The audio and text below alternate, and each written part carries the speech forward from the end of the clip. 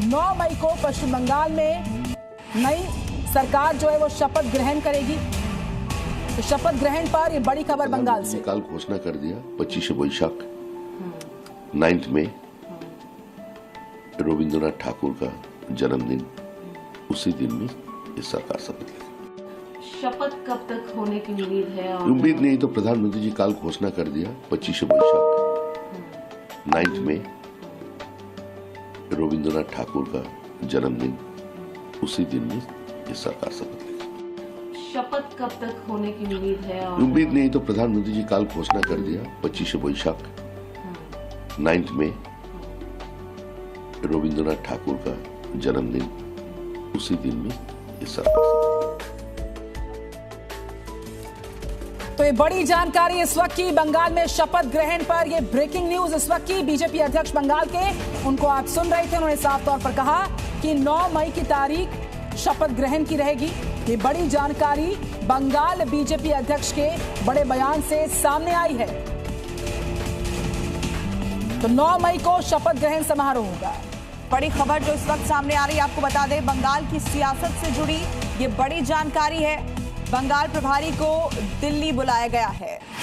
इस वक्त की बड़ी और अहम खबर आपको बता रहे हैं, बीजेपी महासचिव सुनील बंसल को दिल्ली बुलाया गया। आज दोपहर बाद कोलकाता से दिल्ली के लिए रवाना होंगे सुनील बंसल। आगे की रणनीति, शपथ ग्रहण कार्यक्रम समेत विधायक दल की बैठक समेत तमाम मुद्दों पर गृह मंत्री अमित शाह के साथ वो चर्चा करेंगे। साथ ही बीजेपी अध्यक्ष नितिन नवीन के साथ भी उनकी मुलाकात होनी है। सुनील बंसल की बड़ी भूमिका रही है इस पश्चिम बंगाल के चुनाव की जीत में, जिन्होंने ग्राउंड लेवल पर उतर करके काम किया, और अब फिलहाल जीत के बाद उनको दिल्ली बुलाया गया, जहां वो गृह मंत्री अमित शाह और बीजेपी के राष्ट्रीय अध्यक्ष से मुलाकात करने वाले हैं। एक और बड़ी जानकारी, बीजेपी अध्यक्ष कालीबाड़ी मंदिर पहुंचे हैं, दिल्ली के चितरंजन पार्क पहुंचे हैं और कालीबाड़ी मंदिर में उन्होंने दर्शन किए हैं।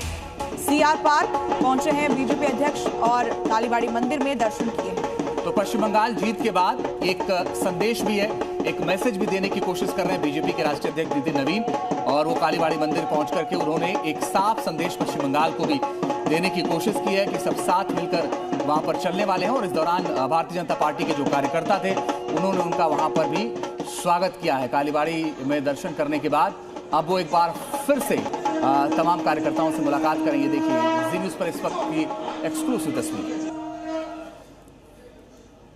तो देखिए मंदिर में दर्शन पूजन की ये तस्वीरें जो हैं वो सामने आई है। सीआर पार्क जो दिल्ली में है, वहां कालीबाड़ी मंदिर में दर्शन करने पहुंचे हैं नितिन नवीन। जो तस्वीरें हम आपको दिखा रहे हैं, बंगाल में जीत के बाद कालीबाड़ी मंदिर में दर्शन पूजन और सीधे जनता को संदेश है। हिंदुत्व के एजेंडा जिसे लेकर बीजेपी चुनाव में चलती है, और उसकी इस बार जीत हुई है पश्चिम बंगाल में। जी न्यूज़ पर एक्सक्लूसिव तस्वीर आप देख रहे हैं दिल्ली के सीआर पार्क से।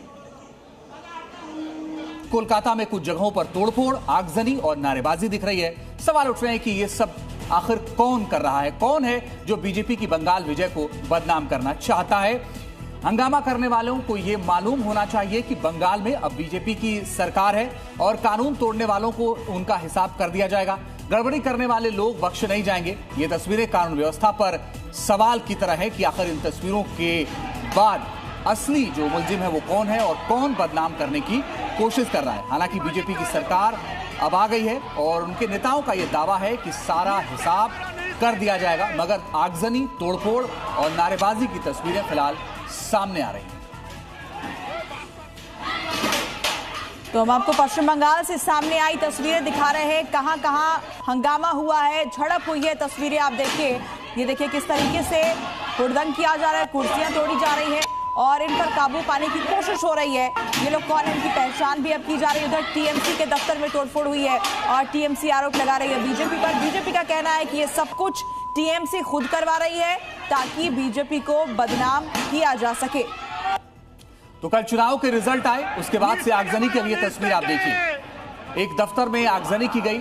हालांकि भारतीय जनता पार्टी के ऊपर आरोप है, टीएमसी ये कह रही है कि भारतीय जनता पार्टी ये सब कर रही है, लेकिन बीजेपी का ये कहना है कि बीजेपी को बदनाम करने के लिए टीएमसी के कार्यकर्ता ही ये सब कर रहे हैं। अब तस्वीर आप देखिए, वहां पर कोलकाता पुलिस तो तैनात है ही, साथ ही केंद्रीय बलों की तैनाती भी वहां पर है। बावजूद इसके इस तरह से आगजनी की तस्वीरें, इस तरह से बवाल की तस्वीरें पश्चिम बंगाल से लगातार आ रही हैं।